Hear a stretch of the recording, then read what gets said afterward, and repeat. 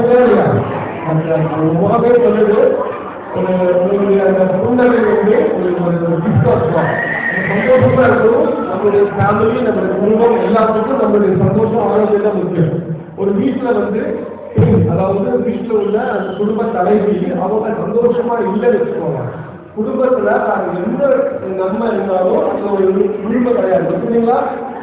அம்மாவா இல்லையா? உங்களுடைய சந்தோஷம் உங்களுடைய மகிழ்ச்சி தான் முக்கியம். இப்போ மகிழ்ச்சியா பார்க்கறது சந்தோஷமா இருக்கு. இதெல்லாம் சந்திக்கிறதுக்காக எனக்கு பிஎம்ஆர் மேடம், சுந்தரா மேடம், அவங்களுடைய டீம், இந்த நிகழ்ச்சியில கலந்துக்கிறது ரொம்ப சந்தோஷப்படுறேன். நானும் சந்தோஷப்படுறேன். ஓகே, இப்போ அப்பாவுக்கும் அம்மாவுக்கும் பொறுப்பு கொடுத்துருங்க குழந்தைய வளர்க்கறதுல. ஆனா அதுல வந்து தாயோட பொறுப்பை வந்து யாராவது எடுத்துக்க முடியாது. ஒரு பாட்டி வளர்க்கலாம், அப்பா வளர்க்கலாம், வேற யாரும் வளர்க்கலாம். அந்த தாய் வளர்க்கறதுக்கு அப்புறம் ஒருவர் வராது. அது முக்கியமான விஷயம் என்னன்னா, தாயுடைய அன்பு, தாயுடைய அரவணைப்பு எல்லாத்துலையும் தாய்ப்பால் மூலமா குழந்தைக்கு போகிறதுனால தப்பு, அது போடுற நோய் பற்றி எல்லாமே குழந்தைக்கு அம்மாவே இருக்க முடியும். நான் உங்களுக்கு முன்னாடி ஒரு கதை சொல்லிட்டேன், உங்களுக்கு அது ஞாபகம் இல்லை. எனக்கு ஒரு நாள் வந்து பேபியை நான் ஹாஸ்பிட்டலில் வந்து பேபி எடுத்தாங்க, பேபி எனக்கு கொடுத்தாங்க. அந்த குழந்தைய வாங்கிட்டு குழந்தை குழந்தை அது கொஞ்சம் தொடரும். அந்த வாங்கல் இருக்கும்போது அது வந்து அப்போ ரெடியா இல்லை. இது வேற ஹாஸ்பிட்டல், பிஎம் கிடையாது, வேற ஹாஸ்பிட்டல். அப்போ அந்த பாப்பாவோட கையை வாங்கிட்டு இருக்கு. நான் தூங்குற சிஸ்டர் வாங்க விட்டு ஓடாங்க அப்படி சொல்றாங்க. அந்த வாங்கல் யாரும் ரெடி பண்ணல. தாய் தான் குழந்தைய பார்த்துருந்தாங்க. அப்போ அந்த தாய் வந்து தாய்ப்பால் கொடுக்கறதுல குழந்தைக்கு வந்து அவங்க ஜிட்டு மாதிரி இருந்தாங்க. நீங்க உங்க குழந்தைகளுக்கு சொத்துலாம் கொடுத்தீங்கன்னா புரிஞ்சிருந்தாங்க. சொத்து, வீடு, படிப்பு எல்லாம் கொடுத்தீங்க. அது எல்லாருமே வெற்றி சொத்து, வெற்றி ஹெல்த் வந்து இப்ப தாய்ப்பால் கொடுக்கக்கூடாது என்ன அம்மாவும் நினைக்கிறது. உங்களுக்கு நிறைய தெரிவிப்பாங்க இல்லையா, தாய்ப்பாலுடைய நன்மைகள், தாய்ப்பால் முடியாது. என்ன பிரச்சனைனா நாங்கள் நிறைய ஸ்டடிஸ் பண்ணோம், நிறைய அந்த மதர்ஸ் கிட்ட வந்து ஸ்டடிஸ் பண்ணோம். அது என்ன தெரிஞ்சதுன்னா, மதர்ஸ்க்கு வந்து பயம் இருக்கு. அவங்களுக்கு என்ன இருக்கு? ஒரு பயம். தன்னால ஒரு குழந்தைகளுடைய பசியை போக முடியுமா, அதற்கு தாய்ப்பால் நல்லா வருமா, அது முதல் குழந்தை போட்டாங்க அவங்களுக்கு எந்த சந்தேகம் வரும். இப்ப என்ன நடக்குதுன்னா, இந்த ஒரு பிடிக்காத முடியாது. அப்போ என்னால முடியும், நீங்க எனக்கு கூட கிடைச்சாங்க. அவர் என்ன பண்ணாரு சொல்றது, இந்த மதிப்பாளர் கிட்ட ஒவ்வொரு மாதம் ஒரு 10 நாள் ஒவ்வொரு அனுப்பி சும்மா கை உடனே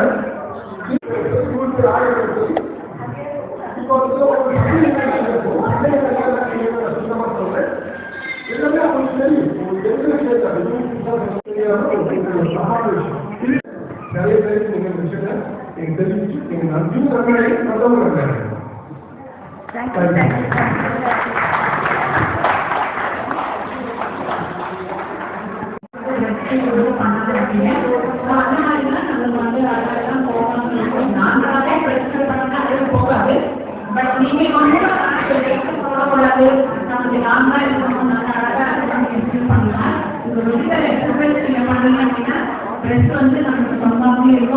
அதே சமயம் வயது சமூகமானவர்களுக்கும் வாய்ப்புகள் உண்டு. சரிங்களா?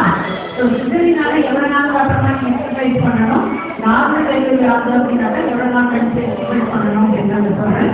அப்போ வந்து கீழே இறங்காம இருக்கிறதுக்கு நம்ம என்ன பண்ணணும்? சிம்பிள் எக்ஸசைஸ் தான், முடியும் எக்ஸசைஸ் தான். அதை நீங்க ஒழுங்கா ப்ராப்பரா ஒரு நாளைக்கு 2 வேளை பண்ணீங்கனாலே போதும். அது கரெக்டா நீங்க பண்ணீங்க அப்படின்னு சொன்னாலே நம்மளோட வாழ்க்கை கீழே இறங்காம நம்ம பார்த்துக்கலாம். சரிங்களா?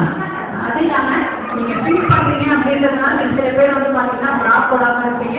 கண்டிப்பா ப்ரா போடுங்க. ப்ரா போட்டீங்க அப்படின்னா நமக்கு வந்து மார்க் கீழே இறங்காம பார்த்துக்கலாம்.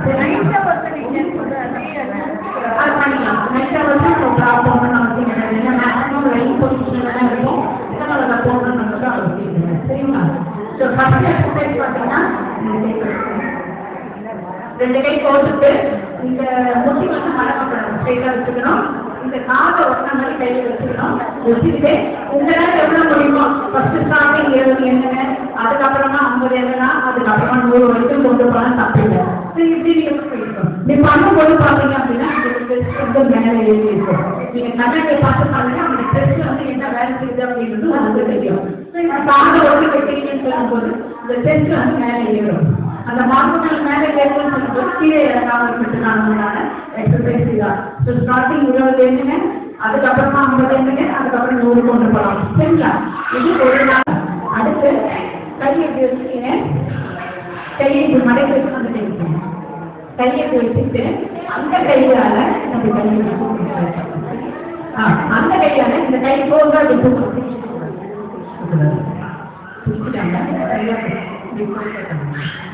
சரிங்களா? இந்த கையை இப்படி மடக்கிட்டீங்க, கையை மடக்கி அந்த கையை வச்சு இந்த கையை போக யூஸ் பண்ணலாம். அப்படி நீங்க தூக்கினால அந்த மார்க் வந்து மேலே ஏறும். நீங்க ஸ்லோவா செஞ்சீங்க அப்படின்னு சொன்னாலும் அந்த மார்க்கோட வந்து மேலே ஏறது கொஞ்சம் கஷ்டமா இருக்கும். ஸோ போக நீங்க தூக்குறீங்க அப்படின்னு சொல்லும்போது மார்க்கோட வந்து மேலே ஏறதுக்கான வாய்ப்புகள் உண்டு. சரிங்களா?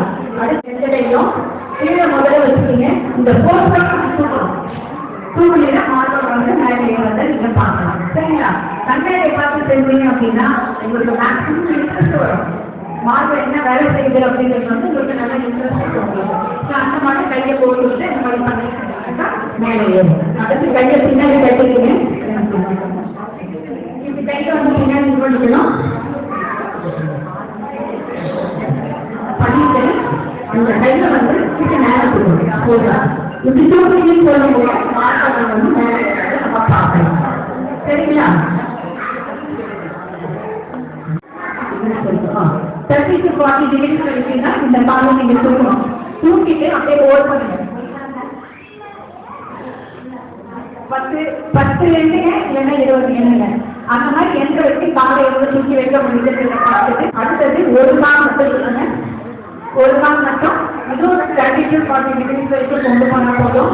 30 to 40 டிகிரி வரைக்கும் தான் தூக்கணும். தூக்கிட்டு 10 எண்ணெய் வரைக்கும் வச்சுட்டு காலை கீழே இருக்கிறது. அதே மாதிரி 2 கால் மாற்றினாங்க, இந்த காலை அந்த கால் மாற்றி. சரிங்களா? எக்ஸசைஸ் பண்றதுக்கு முன்னாடி நல்ல தொப்பையை மடக்கிட்டு சரிங்களா? அதே மாதிரி அந்த கால் நல்ல தொப்பையை அழைச்சிட்டு நிற்கணும். இந்த மாதிரி ஒரு 10 கை. சரிங்களா? அடுத்து கை போட்டுவோம். கை போட்டு நல்லா மேல கொண்டு போயிட்டு இப்படி ஏற்றிக்கணும். ஃபுல்லா ஏற்றிக்க கூடாது. கொண்டு இவரெல்லாம் போல் பண்ணணும். இப்படி நீங்க போல் பண்றீங்கன்னு சொல்லும் போது தொப்பனம் ஆகும். எல்லாருமே எனக்கு வந்து நிறைய சினிமா காவானு எல்லாமே இருந்தீங்க. பட் இந்த 1 மணி நேரத்துல ஓரளவு யூஸ்ஃபுல்லா இருந்ததா இருந்தது. இருக்கிற காலமா இருந்தவங்க எத்தனை பேருக்கு நார்மல் கிடைக்கக்கூடிய 1 2 3 4 5 6 சிசேரியன் யார் கிடைக்கக்கூடிய 1 2 3 4 5 கிட்டத்தட்ட நார்மல் டெலிவரி ரெண்டுமே ஈக்குவலா இருக்கு.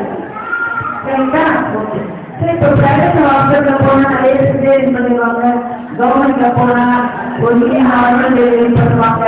அப்படிலாம் கிடையாது. இப்பதான் வந்து கவர்மெண்ட் ஹாஸ்பிட்டல்ல போனா கூட அந்த பேபி வந்து அம்மா பேபி 2 பேரும் நல்ல வீட்டுக்கு போகணும். சப்போஸ் அம்மாவுக்கு ஒரு கஷ்டம் இல்ல குழந்தைக்கு ஒரு கஷ்டம் வந்ததுன்னா அது வந்து ஆடிட் அப்படிவாங்க, கொஸ்டின் பண்ணுவாங்க. ஒரு பெரிய டாக்டர் சேர்ந்து ஏன் இந்த குழந்தை இதாயிடுச்சு, டெலிவரியில என்ன மிஸ்டேக் அப்படின்னு கேட்கிற அளவுக்கு இப்போ கவர்மெண்ட் ஹாஸ்பிட்டல்லாம் ரொம்ப இம்ப்ரூவ் ஆயிடுச்சு. யாருமே பழைய மாதிரி கேரக்டர்லாம் இருக்க முடியாது. அதனால வேண்டி கவர்மெண்ட் ஹாஸ்பிட்டலையும் எல்லாருமே ரொம்ப ஜாக்கிரதையா அம்மா தாய் குழந்தையும் வீட்டுக்கு நல்லதே அனுப்பணும் அப்படின்றதுனால நம்மளோட சிசேரியன் ரேட் வந்து கொஞ்சம் இன்க்ரீஸ் ஆயிடுச்சு. ஸோ சேஃப்டிக்காக வேண்டிதான் எங்களுக்கு சிசேரியன் ரேட் இன்க்ரீஸ் ஆயிடுச்சு. இல்லைன்னா இன்னைக்கு பார்த்தீங்கன்னா 30 70 கவர்மெண்ட். ஆனா அப்போ வந்து பேபி இறந்து போடுற சதவீதத்தை பார்த்தீங்கன்னா சொல்லி கொடுக்குறாங்க. ஸோ நாங்க டெலிவரிக்கு முன்னால ஒரு கிளாஸ் கவுன்சிலிங் கிளாஸுக்கு மேடம் இருக்காங்கன்னா அவங்களுக்கு ஒரு செஷன் அதுக்கு அவங்க 300 rupees பே பண்ணுவாங்க. அதே மாதிரி டெலிவரிக்கு அப்புறம் ஒரு 2 செஷன் 500 rupees பே பண்ணுவாங்க. அவங்களுக்கு தனியா உட்காந்து முடிக்கிறதுக்கு என்ன நம்ம சொல்லி கொடுத்தோமோ அதை அவங்க காசு கொடுத்து கற்றுட்டு போயிடுவாங்க. குடும்பத்துக்கு வர மாட்டாங்க. ஆனா இதெல்லாம் ரொம்ப ரொம்ப முக்கியமான விஷயங்கள். இன்னைக்கு நீங்க தவிர்க்கிறதுக்குள்ள உங்களுக்கு தெரிஞ்சவங்க எல்லாத்தையும் நீங்க சொல்லணும். அதான் ரொம்ப முக்கியம்.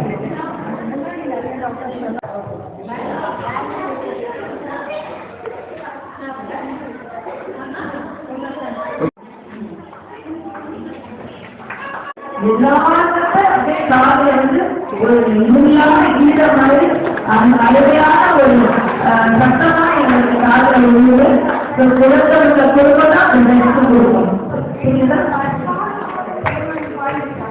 டாக்டர் தான் உங்களுக்கு இதெல்லாம் சொன்னாங்க. எல்லாம் புரிஞ்சுக்கோங்க. உங்களுக்கு எல்லாரும் புரிஞ்சுதான்.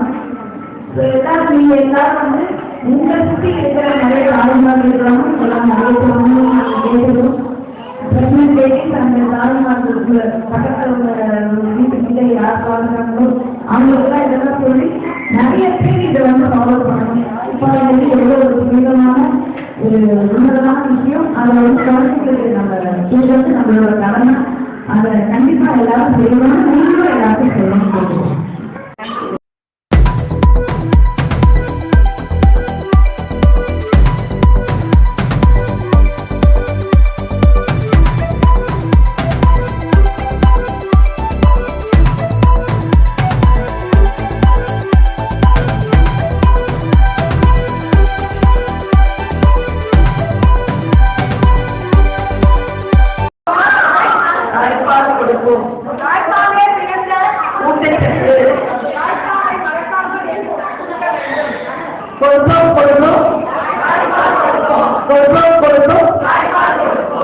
Thank you very much.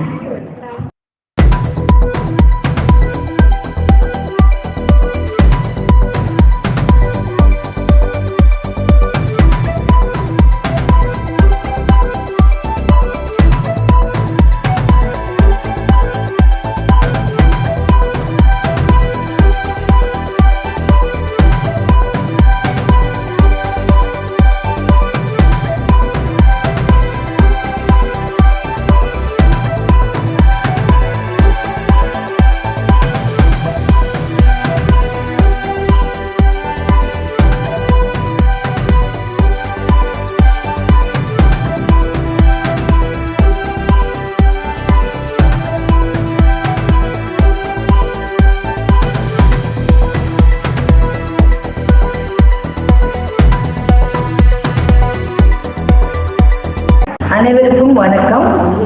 நான் doctor Vasundhara Thiagarajan from PM hospital director. இன்று நாங்கள் இன்னர்வீல் கிளப் ஆஃப் நங்கநல்லூர் அவர்களுடன் இணைந்து இந்த பிரெஸ்ட் ஃபீடிங் கேம்ப் நடத்துகிறோம். இந்த பிரெஸ்ட் ஃபீடிங் டேன்றது ஒரு உன்னதமான ஒரு ப்ராஜெக்ட். இதை ஒவ்வொரு வருஷமும் நாங்கள் இன்னர்வீலோட சேர்ந்து நடத்தி கொண்டு வருகிறோம். இதில் பார்க்க போனீங்கன்னா எங்கள் ஹாஸ்பிட்டலில் டெலிவரியான மதர் அண்ட் சில்ட்ரன் மட்டும் கிடையாது. இன்னர்வீல் கிளப் இந்த லோக்கலாக இருக்கக்கூடிய அந்த பால்வாடின்னு சொல்லுவாங்க, அங்கே டெலிவரி ஆனவங்க, கவர்மெண்ட்ல டெலிவரி ஆனவங்க, அதாவது அன்எஜுகேட்டடாக கவர்மெண்ட்ல எல்லாம் போய் டெலிவரி ஆன எல்லா சில்ட்ரன் வித் பேரண்ட்ஸோட இங்கே அழைச்சிட்டு வந்து நாங்கள் பீடியாட்ரிஷியன், கைனகாலஜிஸ்ட் அண்ட் பிசியோதெரபிஸ்ட் 3 பேர் சேர்ந்து அவங்களுக்கு வீடியோ ப்ரெசன்டேஷனோட அவங்க நாங்கள் எஜுகேட் பண்ணி அவங்களுக்கு ஒரு அந்த நேரத்தில் வந்து அவங்க கஷ்டப்படக்கூடாதுன்னு சொல்லி அவங்களுக்கு ஒரு சிறிய அன்பளிப்பா தண்ணி, ஜூஸ், அது இதெல்லாம் என்ன குழந்தைங்களோட வராங்க அதெல்லாம் கொடுத்து இந்த ப்ராஜெக்டை நாங்கள் ரொம்ப ரொம்ப நல்லபடியாக ரொம்ப கிராண்டாக ஒவ்வொரு வருடமும் நடத்தி கொண்டு வருகிறோம்.